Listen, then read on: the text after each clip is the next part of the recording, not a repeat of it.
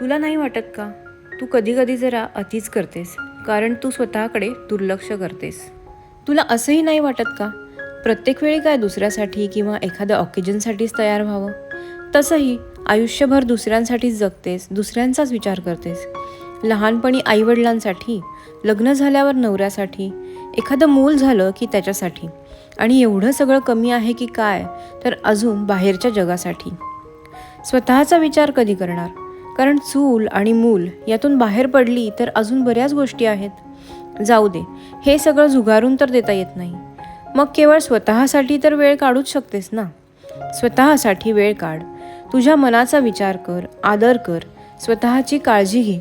कशाला त्या एखाद्या व्यक्तीसाठी किंवा ऑकेजनसाठीच तयार व्हायचं? कशाला पाहिजे कारण तयार होण्यासाठी? मी तर म्हणते तू स्वतःच एक कारण आहेस तयार होण्यासाठी. स्वतःसाठीच एक पाऊल टाक पुढे, मग बघ आत्मविश्वासही स्वतःहून येईल तुझ्याकडे. आणि कोणी विचारलंच हा अट्टहास का आणि कशासाठी, आणि जर कोणी विचारलंच हा अट्टहास का आणि कशासाठी, तर सांग सहजच स्वतःसाठी, सहजच स्वतःसाठी.